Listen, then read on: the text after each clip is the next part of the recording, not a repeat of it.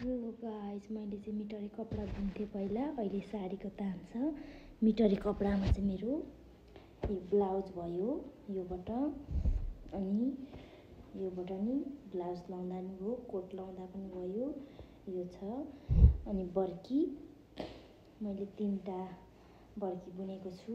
यो एउटा भयो अनि त्यहाँदेखि दुईटा अर्कोबाट छ यस्तो बुट्टाबाट भयो। अनि अर्को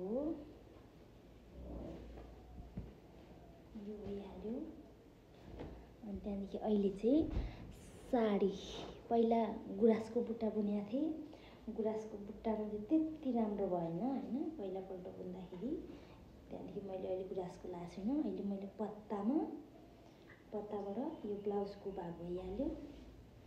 अनि यो आँचल, यो कमरको भाग भयो, यो मुजा, यो मैले पत्ताबाट, यो दोस्रो हो मेरो। योबाट तेस्रोमा स्काई ब्लू कलर यो पत्ताबाट मैले एउटा बुनेको थिएँ, त्यो चाहिँ लिइसक्नुभयो, किनिसक्नुभयो। अनि यो एउटा छ। अनि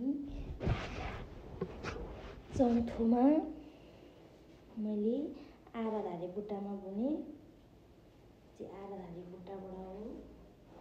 त्यति राम्रो त भएन पहिलापल्ट बुनेको हैन, ठिकै छ जस्तो लाग्छ मलाई चाहिँ।